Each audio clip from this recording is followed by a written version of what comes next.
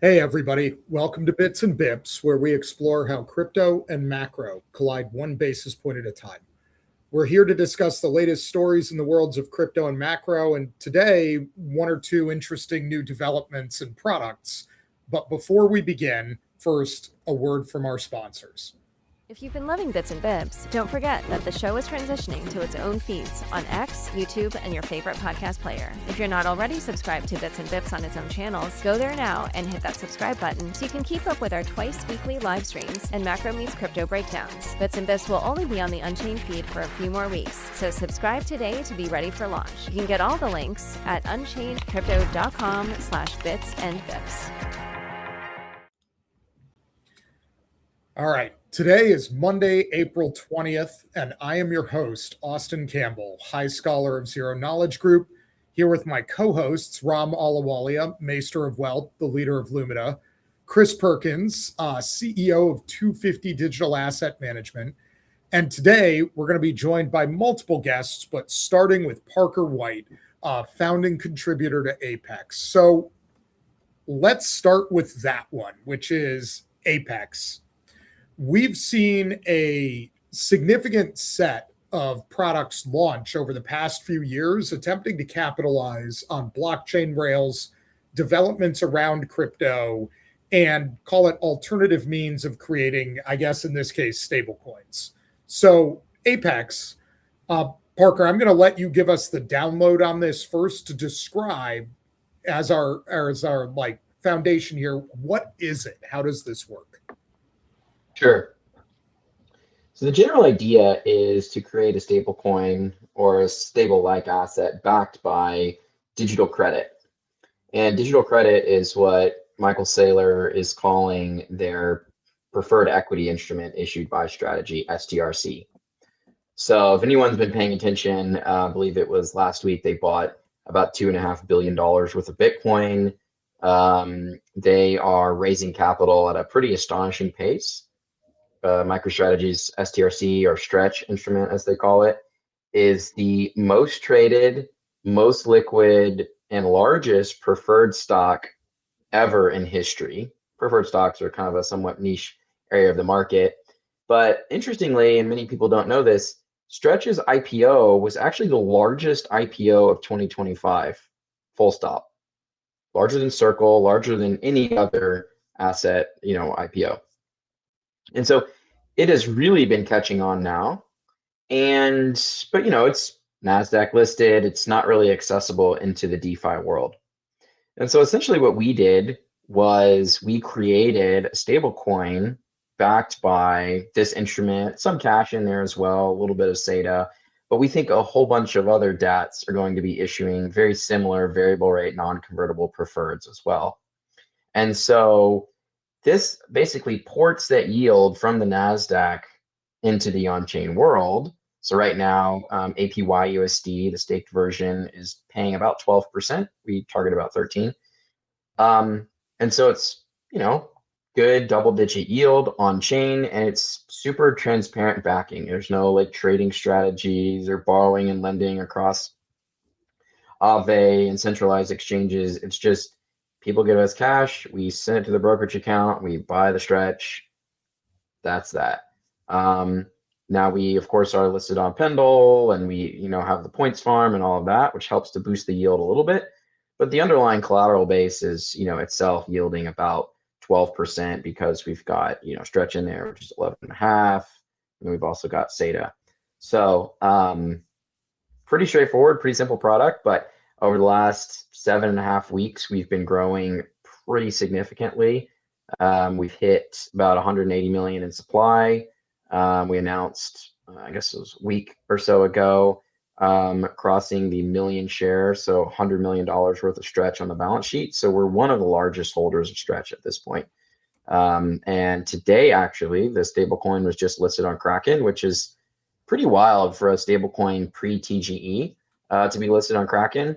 Obviously, the entire team is ex-Kraken, so that certainly helped. But there's a lot of steam being built here around this narrative of kind of digital credit on-chain.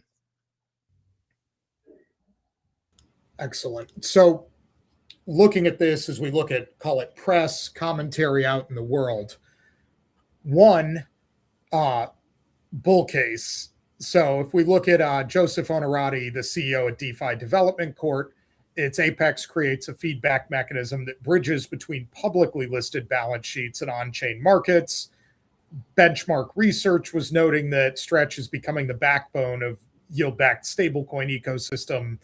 And Parker, you just gave us a good description of how to get this yield on chain. So bear case to go the other way. Alexander Bloom, CEO of 2Prime, says a product that pays more than 6% over treasuries must come with additional risk. And Stephen Strong says Apyx USD is a BTC vol derivative dressed up as a dollar. If Stretch trades below par, the yield story will break. Now, JP Morgan Research has pointed out that yield-bearing stables are growing significantly faster than traditional stables, call it 15x faster right now, though noting for everybody coming off a small denominator is much easier than coming off a large denominator. 15x size from current non-yield bearing stable coins would be a giant amount of money. And post Genius, yield bearing stable coins are no longer, call it stable coins in the United States. So what I want to dig into, and actually I would like to start with Chris as a former investor and somebody who's managed a liquid fund and like currently looking at these strategies, is where do you place this in the risk taxonomy in the world, right? As we look at an instrument like this, and where is it going to be used on chain? So I think you nailed it. This is definitely not a Genius denominated stablecoin, a Genius regulated stablecoin, right? Like that's so names matter, and I think if we're in the United States, we have to call it something maybe differently. It's kind of a mix of an on-chain private credit. I guess I've got a couple of questions, if it's okay. What's the goal of having a quote yield-bearing stablecoin versus it sounds like in this case it's to maximize yield, but why call it a stablecoin? Is the end use case to have that stablecoin serve as collateral to back additional exposures? Why don't you just say, hey, this is a private credit exposure that's yielding 11.5%, 12%? Well, very importantly, it's not private credit, right? It's not backed by illiquid assets. It's not backed by Apollo funds. It's just backed by a preferred stock, trades on the NASDAQ. You can see it every day. It trades hundreds of millions, some days billions of dollars in volume. And so that's actually kind of the interesting juxtaposition here is that you've seen a lot of these private credit instruments come on chain, whether it's straight private credit or it's the reinsurance stuff. This is not that. This is kind of the opposite of those. It's just you can see the balance sheet, you can see the number of holdings. Got it. And then when you take something that's a security and you bring it on chain, isn't it still a security? So when you wrap it, it's part of a basket, right? So you've got a mix of some securities, some non-securities, some other stable coins, that kind of thing. But the asset, or at least our front end, is not available to folks in the US. So that is important. You can't access it in the US. It's kind of geo-blocked to a number of jurisdictions. The Reg S exemption offered to foreign investors. So Yeah. So is there any additional value added? Sorry, just one quick clarification. Like, is there any additional value added versus owning STRC directly, other than that's on chain? Well, it's a couple of things. So you get the diversification of holding a little bit of SATA as well, and then there will be others of these that'll be launched. One or two from the large Ethereum DATs, maybe one or two from some of the Solana DATs, and so you kind of get that diversification, that basket there. The other one is because we are over collateralized, and there's a mix of some cash in the pool as well as the preferreds. You get a little bit of reduced vol. So if the vol on the prefs is, say, well, right now it's like 1%, but let's say it's like historically it's maybe like 5%, then the vol here might be like 2.5% or something. So you get some of that reduction there. Those are, like, I'd say you'll be lower if it's over collateralized though, because you're tying up more capital. But if I understand correctly, it matches the yield of STRC. It's a lower vol because it's over collateralized. Maybe I don't fully understand the question. Right. So if it's over collateralized, then that's consuming some capital, right? So therefore, shouldn't it have a lower yield versus investing STRC? Well, because of the diversified basket, right? Some of these other prefs do pay a little bit more yield. That generates some extra yield. And then, of course, because it's a crypto project, we've got the governance token. And so, we can sell some of that to kind of build the reserve. But then very importantly here is the 2-token stable model. So it's very similar to Athena, where we've got Apyx USD is the non-staked version, and then APY USD is the staked version. APY USD is the only bucket that pays yield. And so right now we've got, let's just call it 50% of the balance sheet, or 50% of the issued assets are staked. So the whole collateral base is paying yield to just the 50%. So that's how you actually get some, kind of yield leverage, if you will. So that kind of allows us to be a little bit lower vol and a little bit higher yield than just holding Stretch directly. So it's really kind of packaged to make it more accessible for set it and forget it investors. But then it also creates this ecosystem where you can have the active traders trading the non-staked version as well. And that all creates a liquidity flywheel such that, our stock or our asset is much more liquid on chain than, say, like an STRC-X, one of the, X-Docs tokenized versions. So if we're thinking about the framework here, and it's going to be a Reg S issuance, and it's going to non-US persons, it sounds to me like the value prop is, I don't have a US brokerage account. I can't buy this thing natively. I'm elsewhere in the world. I would like to get my hands on this yield. I go into DeFi and buy that thing. A little bit like Athena works, right? As you said, which is a packaged version of the basis trade. And then if we're thinking about the collateral pool that you have in there, the risk that these people are taking is basically a combination of Stretch continuing to work, because obviously impairments there just pass through. That is what it is. That is the nature of like the risk that you're taking. And then the second part of that, I suppose, is all the usual like DeFi protocol risks, which, you will try to manage as well as you can in a relatively linear way. But do I have the profile right of the investors that you're looking for and what the underlying risks are there? Yeah, I think you've nailed the risks really well. I think the other demand pool is going to be investors that want to use this as a DeFi building block, a DeFi Lego, right? So right now you've got it trading on Pendle. People can farm the YT, points on the YT, or they can do the PT. We're talking to a number of these tranching protocols where they take the yield version and split it into a senior and junior tranche. So once it's kind of in that DeFi package, it can be used in all sorts of creative ways. And so investors that want exposure to, Stretch and some of this other, pool basket, but they want it in a unique way, maybe a higher yield junior tranche, maybe a senior tranche, maybe a points farm, whatever, they can access it here versus, a Stretch shareholding in your Schwab account. Like you can't use it in DeFi at all. It reminds me of some of the financial engineering that we saw like in 2008 where you had CDO. It's like, wow, this product is so good. Let's just CDO the CDO. Let's take all the tranches and tranche it up again. STRC is itself financial engineering. It's creating yield on an underlying that has no yield, right? Now, your product is a pass-through. It improves portability and accessibility to non-US investors. That's what Austin is saying. And it creates more yield for the junior tranche through structural leverage. It's kind of fascinating. Humans love leverage, right? We'll find a way. Give me something with a stable yield. We'll find a way to create more leverage, juice it up, distribute it to the far corners of the earth. No, Ram, humans love yield. They don't love leverage. They love humans yield. Love yield. Yes, if it comes through leverage, that's in the fine print. Humans love yield. That's right. With no drawdown risk. That just always pays 10%. That's what humans like, yes. Equity return with bond-like volatility. The thing that's got to be keeping you awake at night right now is kind of the stuff that we saw at the Kelp DAO, right? is it if DeFi is the end utility use case here, how do you get your head around that? With what we continue to see over and over again. Yeah, it's certainly, I think, slowing down our product roadmap and having us spend a lot more time on security, getting audits on lots of different areas.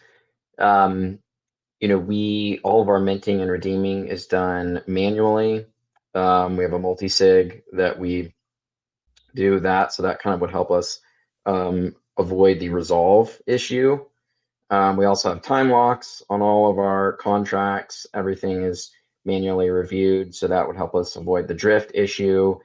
And then right now we use, for our bridge to base, we have, use Chainlink CCIP protocol, and also have amounts, daily limits for the bridging there, which would help us have, avoided the Kelp issue. But yeah, I mean, look, these are all issues, and the next issue is probably not going to look like any of the last 3 or any of the last 20 that we've seen over the years. And so it's being, it's all about being hyper vigilant. And, the team here, ex-Kraken, going all the way back to 2013 at Kraken, we've got a pretty good upbringing and, training in the security realm, just having been at Kraken. And so applying all that knowledge here. But yeah, it certainly makes things, slower and more difficult. Yeah, even if you have all of your act together, it's like the third-party dependencies that you can't control that must keep you awake. Look, I'm a big buyer of DeFi. I think it's going to be, one of the fundamental unlocks, into the future. But gosh, we really got to navigate this really critical juncture, don't we? Yeah, absolutely. So I'm going to go the other way as I think about this and say, I agree with Ram's commentary and Parker, what you're saying, that this is effective packaging to get these equities into the DeFi markets and distributed to people who cannot currently hold them. I think the risk profile of that becomes pretty clear, which is to say, if bad things happen to strategy or stretch, bad things will happen here and vice versa. That, as long as that is fairly disclosed to people, I believe people should be able to evaluate and take risks with their money. That sounds fine. If I were the founder behind this thing, though, in a strange way, are you not long, call it US regulatory stasis? That is to say, the worst nightmare in some ways would be Stretch being able to just trade in DeFi freely in the first place, because that reduces a lot of the value of the wrapper here. So in a sense, are you guys kind of, call it, betting on more restrictive versions of Clarity, less action from the SEC, or simply never finding a path to distribute US equities effectively on chain to non-US persons? Well, today you already have US equities on chain via XStocks and some of these other Superstate, Ondo, so on. So we're actually now the largest holder of STRC-X on chain. So we just actually mint STRC into STRC-X and then hold it ourselves. But there's no market for this stuff, right? It's not trading. It's not really being used in DeFi. It can be. There's nothing preventing XStocks, but there's just not a lot of demand for it. We are already far more liquid than STRC-X on chain, and more liquid than I think all of the XStocks maybe combined at this point. And so the packaging, as I mentioned, it's not just straight STRC pass through. It's a basket. It's got some of those other things. It's got the 2 token model, a couple different kind of crypto modifications, if you will, that really boost the liquidity. And ultimately, that is going to be the moat for, just a straight STRC on chain. Because again, it's not just non-US investors that, like all non-US investors that can't get access to Stretch. There's lots of brokers all over the world. People can buy this stuff directly in their brokerage accounts, Interactive Brokers, all these different brokers around the world. But people want to buy this because of the way that it's packaged. It's maybe more similar to, an ETF with some unique crypto features than it is just holding Stretch itself. And I think that'll become more clear over time as more of these DApps issue these instruments. And we can have a little more diversified base. Right now, it's just Stretch and SATA, and mostly Stretch. But I think over time, you'll start to see that spread out, and that'll add some liquidity benefits as well. Let's walk through what the for scratches. Sorry, Chris, go ahead. I was just going to say, before how do you get back on shore? I mean, you don't want to have an instrument that's only available to non-U.S. persons in the long term. You want to have maximum liquidity as possible, right? How do you do that? Yeah, it's a great question. I think there's probably going to be, assuming clarity does eventually pass, there's probably going to be a lot of rulemaking around that. So it might take a little while, but we'd eventually need to see some type of regime for yield-bearing instruments, not exactly stable coins, but, loosely stable coins or just loosely stable in value, but some kind of regime to offer that to U.S. users. So we'll have to see what kind of developments come, but it might take a while. But interestingly, on a secondary market basis, so the primary issuer, us, we can't kind of issue roughly or relatively speaking to U.S. users. But for example, Apyx USD that just listed on Kraken, it is available to U.S. users. So on the secondary basis, users can go out and trade it, and we can't really do anything to control that. And so this is kind of the, I wouldn't say loophole, but kind of the construct that even like an XDocs is using, where XDocs is not formally issued to US users, but if they happen to interact with it within DeFi, that's kind of like up to them. So I think over time, it might just naturally get into the hands of folks. Again, we're not, offering that or marketing that, but hopefully a sandbox does appear over time from the SEC and the CFTC to make this formally available to U.S. users. All right. So speaking of things available to U.S. users, Ram, stocks hit a record high. Bitcoin has been ripping and is up significantly right now, back to things that are helping stretch. I think it's at like 76K today, if I'm seeing this correctly. And yet the war in Iran continues. We don't yet have a ceasefire, and the markets appear to be shrugging. I mean, previously people used to think Trump would taco and back off when economic pain bites, but instead we're just not really having economic pain, as we can see through the lens of Bitcoin right now. What do you make of what is going on, right? If Trump, as the Wall Street Journal earlier alleged, is in the process of putting up impulsive posts and yelling at people, but the markets are shrugging it off and moving onwards as though this will be, to quote you, a nothing burger. What's going on here? Two topics. One is positioning, and the second is Iran. So what happened is, and I mentioned this on Twitter, I think on April 7th, is that the hedging, the shorting is so significant. People also exited the market. BlackRock took a neutral view on equities. That's the largest asset manager in the world, which many investment advisors follow. And they're themselves an asset manager, went to a neutral position. So they're offsides. There's a lot of cash offsides, and they're trying to find a way to get back in. So that's one. The second thing that happened is Claude went from AI apocalypse to decimating whole categories when they had these product releases at a seemingly unstoppable, frenetic pace of every 2 days, right? Hurting SaaS, hurting Wall Street names, trading names, Adobe, you name it. Now it is, hey, this AI stuff is real. The world is short data center compute. So semis have to go up, industrials have to go up, financial services see a productivity boom. That is the new thing. And people are scrambling to get in. This is very reminiscent of last year, actually. This is a non-consensus rally. So I'm excited. I think you should be constructive. On the Iran piece, I think Iran is largely priced in now. The people that wanted to sell sold out. The US economy can handle oil at 85, 90, 95. It can't handle 120, but it seems largely contained. There's been no further escalation. The US is blockading the Strait of Hormuz, and tankers are lined up outside of Houston. Venezuela is increasing production. Not bad. So far, so good. There was a fantastic Wall Street Journal article that came out this weekend. I don't know if you guys had a chance to look at it. It gave a lot of insight into Trump's decision making. There's a behind the scenes view into what is happening. We can talk about that, Austin, if you want to go there. I'll just kind of pause and give you the market view.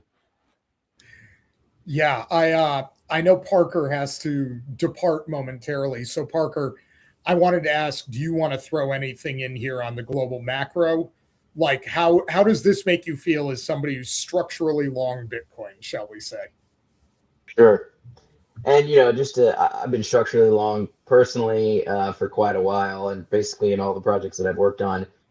I think it's really interesting seeing Bitcoin kind of decouple from equity markets during this crisis, started to move higher. That was a real interesting moment. But then I think as investors look at this catch-up trade, look how to, get back on sides here, you got to look across the risk spectrum, look at equities, and then you look at Bitcoin, still well off all-time highs. You got to think that there's going to be some type of catch-up trade here. I know we're in the throes of a bear market and all this DeFi stuff is going on, but Bitcoin's not impacted by that. And Strategy's buying billions of dollars of Bitcoin a week now. I kind of like the setup from just a relative value perspective. How long do you think MicroStrategy continue to market Stretch and not run out of the marginal buyer? Isn't that what the Bitcoin complex depends on? Yeah, so what's really interesting about Stretch is rather than having to pitch to people, do you want to buy Bitcoin? Here's the story about Bitcoin. It's, here's the returns, the volatility, whatever. You just go pitch, do you want to buy a one vol asset that yields 11.5%? It's a much easier pitch. And as you see all the redemptions in private credit, where investors were just slinging tens of billions, hundreds of billions of dollars in without fully understanding what was in there, right? Clearly, you've all these redemptions hitting all these gates.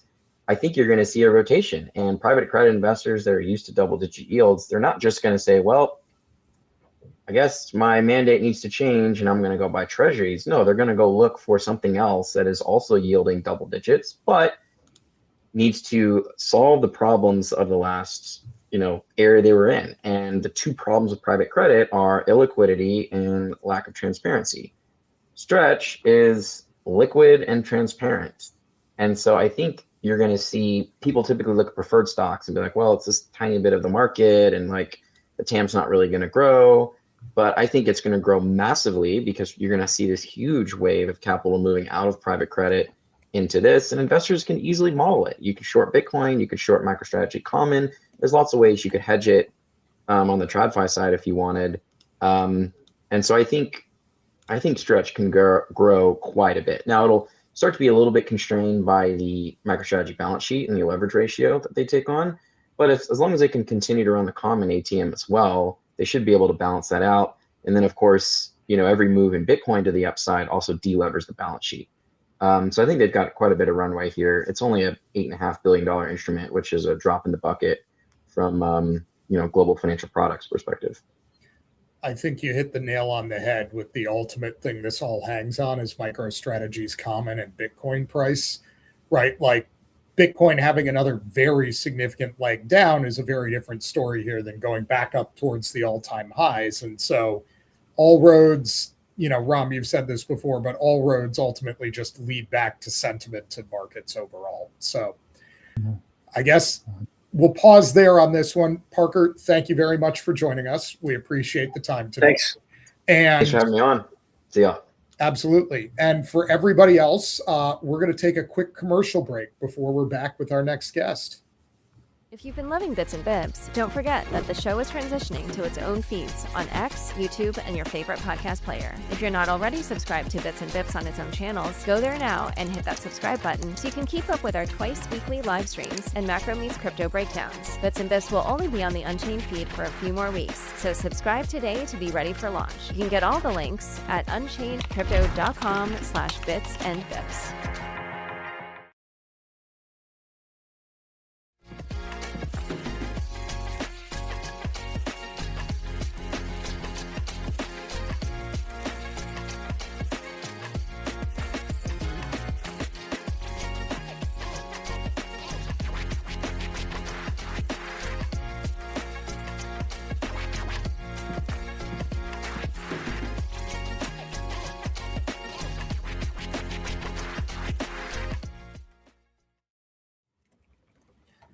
All right, everybody, welcome back. We are now joined by Michael Bentley, Lord Protector of Euler, and we're going to be talking about the Kelp DAO hack. So, as an ongoing trend in DeFi, we've continued to have some security issues. Kelp DAO appears to have been about a $290 million hack, where attackers, allegedly North Korea's Lazarus group, drained 116,500 RSE, valued at about 290 million, from Kelp DAO via its Layer 0 bridge.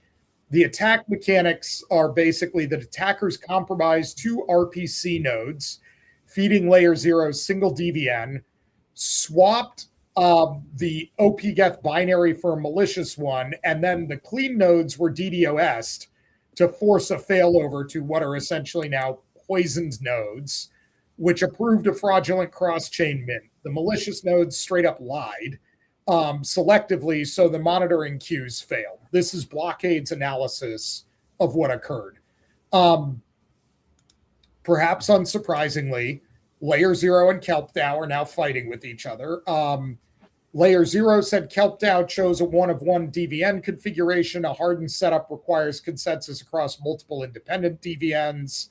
Kelp DAO countered Layer 0's own quick start and GitHub defaults point to the one-of-one structure, and 40% of Layer 0 protocols use it.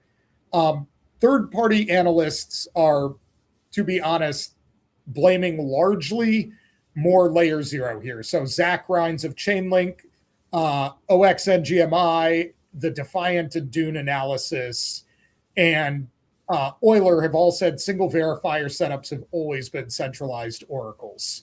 So I'm going to start right here before we get into some of the downstream economic implications of this, of what do people make of this specific attack, the sophistication, how the setup was done. Michael, I see you nodding. Do you want to start? Yeah, sure. I mean, it's clearly a sophisticated attack. There's no doubt about that. I mean, changing the binaries, managing to carry out a DDoS at just the right time, and being able to, then trick the RPC nodes into essentially providing a false view of the world. It's all quite sophisticated, and clearly, I think, it looks like a nation state level. So I think the Lazarus attribution is probably correct.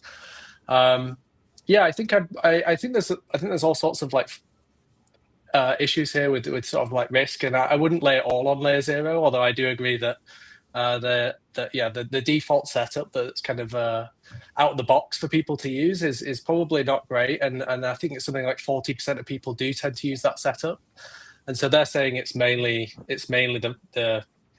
the fault of Kelp DAO for not sort of modifying that and going further. But I think there's some truth in that. Obviously, there's 60% of people, including Euler and all these other projects, that decided to use more DVNs. But certainly there's some blame across all parties here, I would say.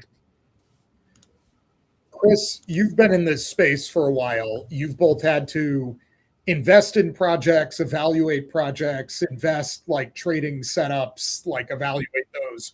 What do you make of this hack? What does this say to you about where DeFi is? Yeah, I think that we have a lot of challenges right now in the space.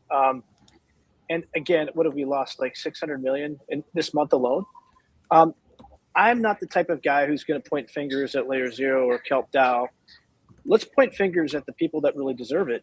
And that's the criminals that perpetrated this attack, right? And what have we done? We continue to allow people to operate and attack our protocols without an all-government response. I think it's unacceptable. I've been talking about this forever, but like, why are we blaming the victims again? Yes, could they have been stronger? Absolutely. Yes, it's a very harsh environment. But when I'm walking down the street with my wallet and someone steals it from me, those are the persons that need to be held accountable. So like, I think everyone's going to point fingers, this and that, but why are we letting these threat actors destroy and impede our protocols? Like, I think it's unacceptable. I think we need a whole government response. I think we need to take action and clarity, and it's completely unacceptable. We cannot tolerate this. We want innovation in this country. Then we need accountability when people try to attack it. We need to put them on defense. Anyway, that's how I started. Sorry, go ahead. Well, look, Mythos is both an opportunity and a threat, right? There are someone's cat is very excited right now. But Who's that? but look, as AI comes into effect, it's going to provide brand new threat vectors, ones we've never heard of. But we have to be in front of that as well. So, look, I think it's going to take a while for confidence to be restored. What investors care about, investors will take market risk all day long. What they won't take is operational risk and cyber risk. And so we got to be very, very careful. So, Chris, I'll ask you this as we look at clarity, and I know it's a topic that you've had things to think about before. And Rob, Michael, feel free to pile on here. One part of this is clearly like privateering in your case. That is to say, when these assets are stolen, deputizing people to go after them, get them back, and return them in a way that is now legal. But secondarily to that, what other fixes do we need in the ecosystem right now? And one of the things I observe is security in spaces like this have been a traditional tragedy of the commons type problem. That is to say, it needs to be done for everybody, but individually, many people don't have the incentive to spend on it if their competitors are not also spending on it. How do we get to a point where greatly hardening these systems and responding quickly is also the norm? Let me just add one other thing. The one thing that was pretty good here was that Kelp DAO was able to take action within 46 minutes. That's an eternity, actually. But what we talk about all the time here is latency matters. At least they were able to prevent another incremental $100 to $200 million of being stolen. So I think that is everything when you're dealing with security comes down to latency. So to Ram's point, we need to be much more aggressive with agentic activity, agentic defense. And frankly, we need to be much more on offense. I've been talking about this from day one. We need to have our private sector supporting the security of our infrastructure. Yeah, let me later on here. Last week we talked about Mythos AI. I did some more homework on it. It is really quite remarkable. So Mythos from Anthropic was able to identify security vulnerabilities in BSD Linux, which has been battle tested out there for decades. And so a lot of these Fortune 50 companies are using Mythos to identify security vulnerabilities and protect against that.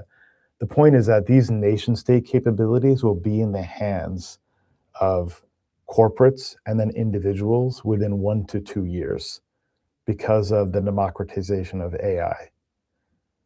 So it's a significant thing. It's a disappointing setback. DeFi is like 6-7 years old now.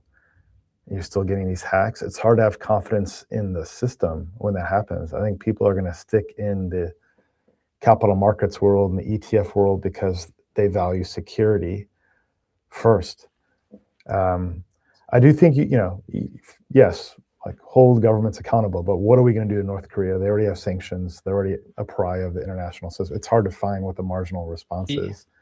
Yeah, I think. But this is not North Korea, right? This is not North Korea. It's Lazarus Group, right? Well, why do I say that? I mean, it's a criminal organization. Listen, it's a criminal organization. We wouldn't attack its nation state. Are they directly connected to the DPRK, though? I know. Aren't they essentially an arm of the DPRK? Of course they are. But I'm saying is DPRK has to have plausible deniability because they're a nation state. We need to shut down Lazarus Group. Bottom line. I think part is, I'll be real quick. One is fight AI with AI is one, like of course, but we need this technology. We need it yesterday, and it's not surety. The second is how do you create surety? Can use other technologies and insurance and reserve pools. In insurance market, we have reinsurance, for example. There's a Berkshire Hathaway. They would collect a fee for providing that insurance. How do they underwrite it? They perform their own security assessment. They, just like a ratings agency, they'd rate it, they'd assess the protocol, they stand behind it, collect a fee for that. That's a free market response to this, and that can instill confidence and trust. Michael, we should talk about this. So, in derivatives, we have guarantee funds, right? Where we have socialized losses in case of extreme tail risks. Maybe that's the solution. Maybe we should start having these pooled type solutions to your point. It's a take on insurance, but it's a market-driven socialized risk approach. So a few points, just going back. I mean, I think finding Lazarus is very, very difficult. You've got some fantastic people out there. I've worked with law enforcement before. I mean, there are people out there really trying. It's just a really tough challenge. And the other thing is in DeFi, there's nowhere to hide, right? In in the years gone by, it always used to be a smart contract exploit. My early years in DeFi back in 2020 and sort of up to 2023, it was all smart contracts because they're out there public, and that's something to be celebrated because it means that everybody can verify the code and exactly what it's doing. But it also leaves you with very little wiggle room. There's no margin forever. People are spending a tremendous amount of money. Euler, we spent millions and millions of dollars on security, but there is really just no room for error whatsoever. You do tend to get, one of the arguments I used to make about DeFi was that you would get a kind of anti-fragility emerging from protocols that had vulnerabilities would be exploited and would kind of fall away. And the ones that remained would get this, so-called Lindy effect. And they'd be the ones that you knew weren't exploitable because their code's right there and they've held billions of dollars and they can't be exploited. I think this kind of attack was quite different, and the kinds of attacks that we're seeing now are quite different. A lot of them are kind of key leaks, so people losing access to their private keys or sort of like leaking infrastructure. And then this one was more sort of infrastructure level as well. It was a very, very, I wouldn't say an entirely different class. It's nothing too novel, but the way it's being carried out now, it's not all at the smart contract level. I think we're actually seeing quite a hardening of protocols. On AI is a great tool, but it's an arms race, right? It can be used by the good guys and the bad guys. I think teams need to be using it much more and auditing end to end, absolutely everything using AI and getting their hands on the best possible tools. I think you see a lot of security firms are working to bring these tools out now, and increasingly teams are using this, but it's also in the hands of the bad guys, and they're very, very effective operators, and it's speeding up their ability to attack things as well. And then, the last point on the pooled model and insurance and all the rest of it. One thing I sort of said to somebody today on social media was a lot of the mechanisms a lot of mechanisms we have in DeFi today are kind of legacy from a period where you weren't really allowed to introduce centralizing elements into the systems. So people have been asking, why are there not more monitoring systems and pause functionality and more control effectively? And part of that comes from this, regulatory stance from the past where you had to be fully decentralized, have zero control, because any amount of control you did have would lead to persecution by the regulators. So as that stance has sort of softened and changed, I do think we'll start to see quite a big difference in how protocols are built up now and the level of the kind of systems they have in place to firstly prevent attacks, and then if an attack has happened, as you said, then how do you actually go about the process of socializing that? Who organizes that? Who's in charge? I think now it's hopefully going to be easier for teams to actually step up and say, no, here's the system, here's how it'll work, we're in charge, we'll do this. I think you could have I'm going to jump in. I think you could have decentralized socialization of risk. I honestly do. And the way that it would work would be you create a pool, and I think most of the perps decks should do this too, because I hate this concept of ADL in the beginning. It should be at the end. But essentially, you create a pool, and the pool members benefit from the yield of the protocol, or they benefit from the revenue of the protocol, however that protocol may work. A pool is created. You can flex the pool. You can make it bigger with higher yield. You can make it smaller with little yield. And if there are certain, A equals B, if there is a hack, boom, that's the pool that becomes at risk. And provided that that's fully transparent, I think theoretically, it's very, very possible. But we just haven't seen that yet. Really, we've seen nuances about it, but not really anything codified or anything hardened. I mean, one of the things that's interesting here to me is people start speaking about insurance for these protocols. Is insurance comes along with underwriting and it comes along with restrictions, right? And I'll tell you right. In the current day, if you look at what most insurance or reinsurance companies would charge you for DeFi, you're not going to like the quotes. And I think that is, I think that is I mean, there are people who will give them to you, but I've seen the prices and they're an accurate reflection of risk, right? Yeah. Like, how do you feel about a 30% per annum premium, right? Like, oh, well, why are you even buying something at that point? But the reality is, Chris, is an extension of what you were saying, whether it's decentralized or centralized. The nice part about insurance pricing is it's going to be pretty functional and experience rated. There are structural upgrades we need to start making to crypto, because we have to start, and I think this feeds into the point that, Michael, you were making earlier about working in legacy frameworks. The belief that transactions are, call it optimistically correct, has to be discarded in this environment. We are clearly getting enough hacks that all large transactions should probably be viewed with some degree of skepticism. And I don't know if that means delays withdrawing from protocols, choke points on bridges, needing significantly larger shares of votes to move assets. Like, there are many ways to do that. And not all of them are implicated by having one centralized party that controls things. But I would say, without a multiply redundant risk framework, I have a lot of doubts that we can solve that problem. And the reason I say that is, as you look at the sophistication of some of these attacks, again, we're talking about like poisoning a bunch of like RPC nodes at the same time we're doing a DDoS attack, at the same time we've compromised. Like, this is not trivial stuff to defend against. If we're saying it's nation state actors with their tremendous resources against individual protocols, the protocols will lose with certainty.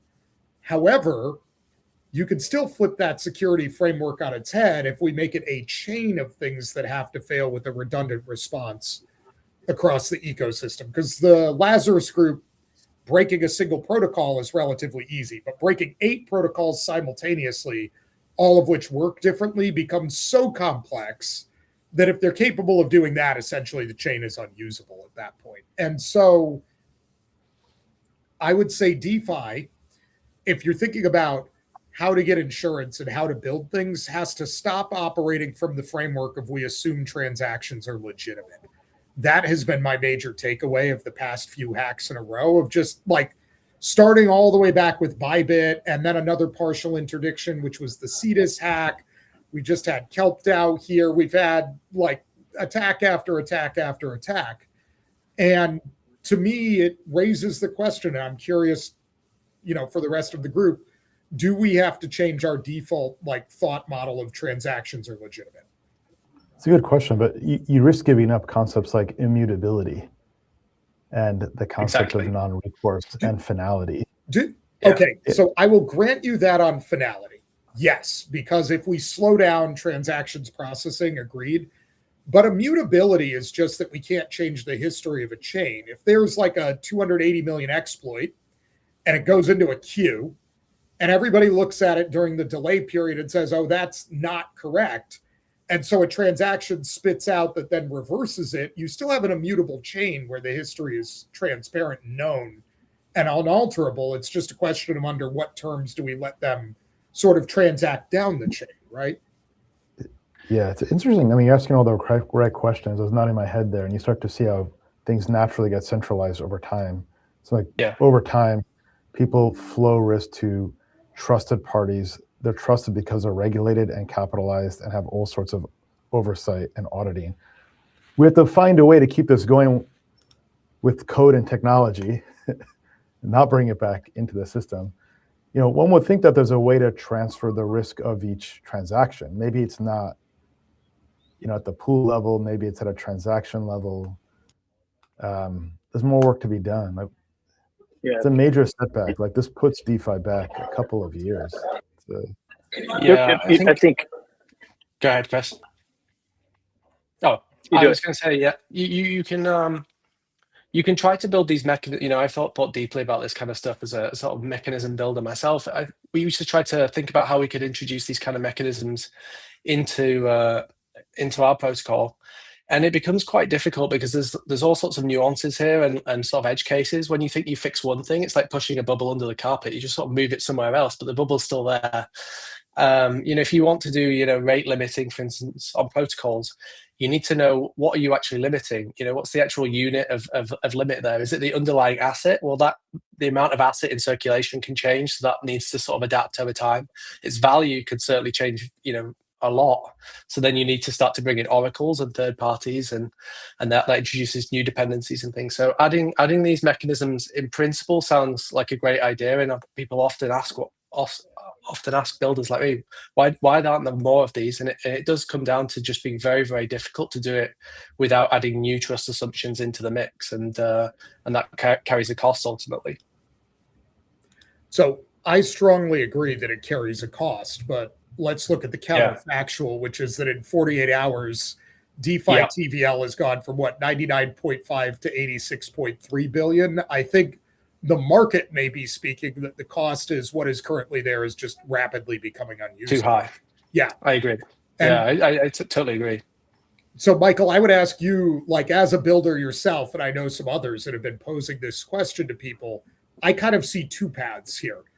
Path number one is increasing, like, call it slowness, checkpoints, multiple redundancy in the system one way or another, because Chris has said the latency problem is real. And if we're going to be optimistic about transactions with zero latency, I don't see a pathway to interdicting these things. Caveat: if we continue to build relatively complicated things, because as a counterpoint, let's look at a model that's largely been successful and stood the test of time, which is Uniswap, right? If all of our LP pools are segregated and unalterable, and to upgrade, we've got to like withdraw from V2 and go to V3 and withdraw from V3 and go to V4. And all of these can sort of blow up in their own self-contained box.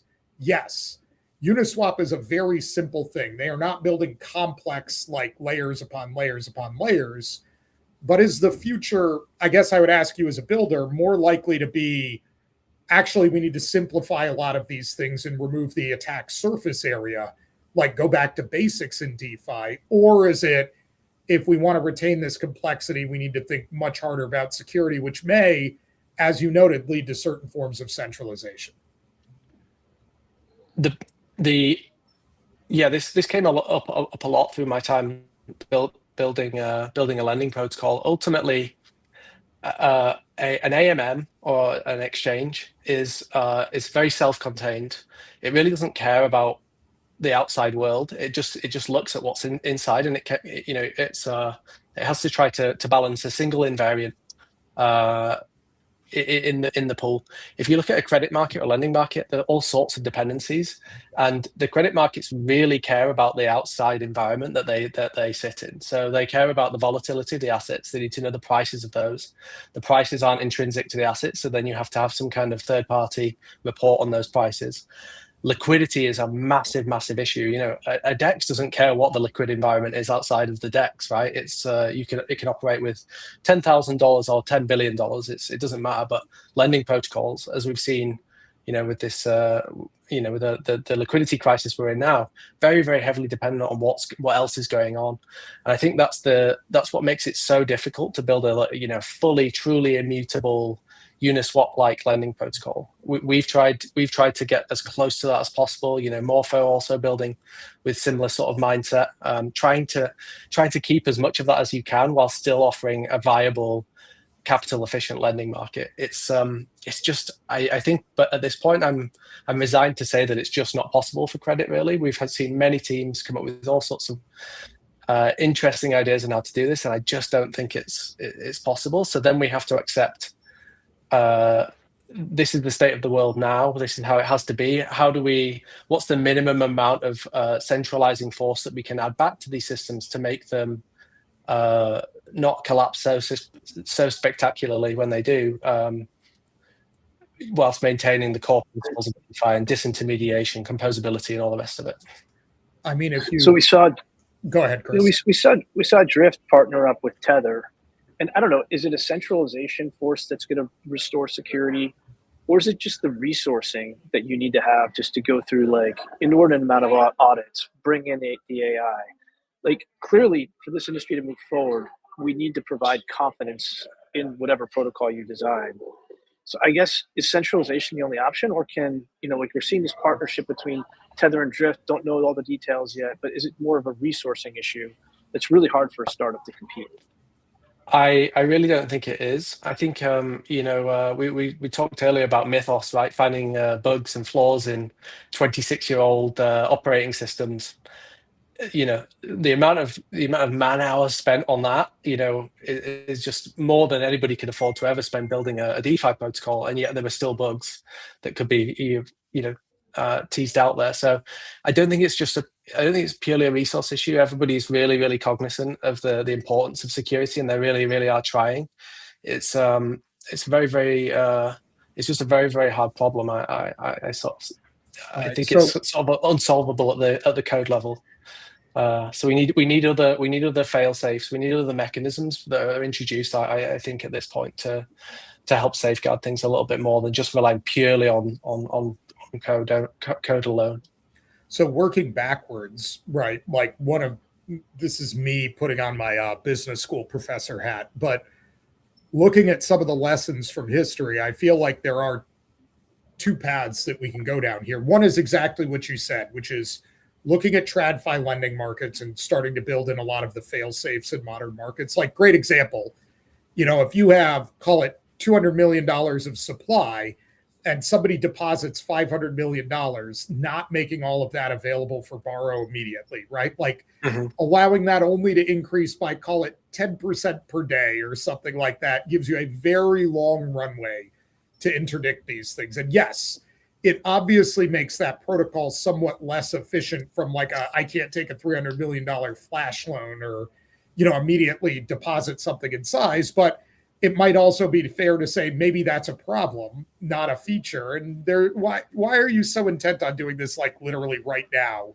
at 3 a.m. on a Sunday becomes a valid question, along with many of the other redundancies you build in.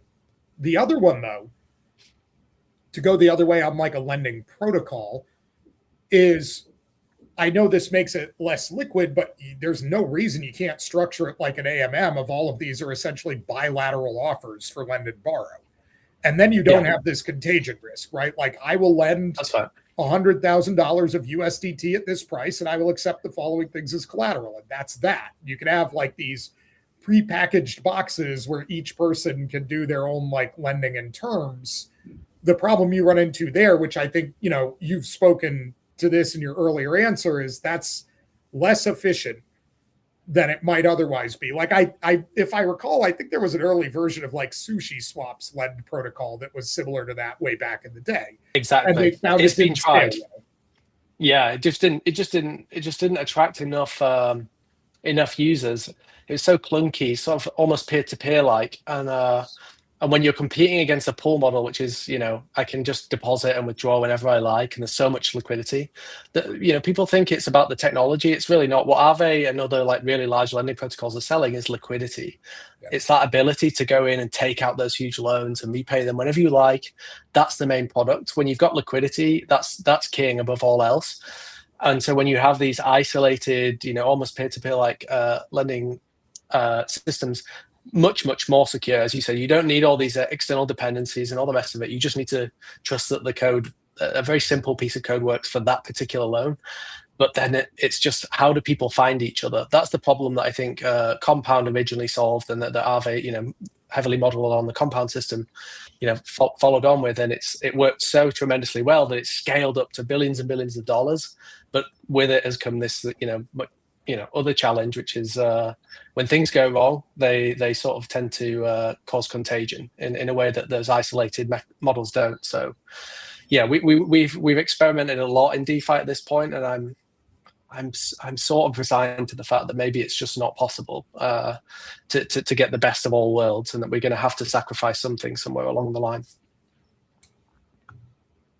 Well, I will say as a closing remark here, as we are hitting time, that I have resigned myself to the belief that I think you're probably correct about that we are not going to be able to have our cake and eat it too. And we're going to have to figure out which, by the way, there are multiple paths to trade-offs, but we're going to have to tolerate some of them, because one thing I think all of us agree on is the current paradigm is not sustainable. I'll give you one other concluding thought. When the Pentagon finally releases information on non-human intelligence and UAPs, we can encounter these. We're going to ask them, who is your leader? What are your intentions? And the third question will be, how do you manage money? Who do you trust? How do you exchange over vast distances? How do you represent value? Just give us the answer. And is there quantum money? That's question number 4. All right. On that note, thank you, everyone, for joining us for this episode of Bits and Bips. Next up, Laura moderates a debate / allegedly fist fight on Canton between Yuval Hasib of Dragonfly and Alex Grofsky of Matter Labs. It was pre-recorded, and I have been whispered to that it got quite heated, so be sure to stick around for that one. Thank you.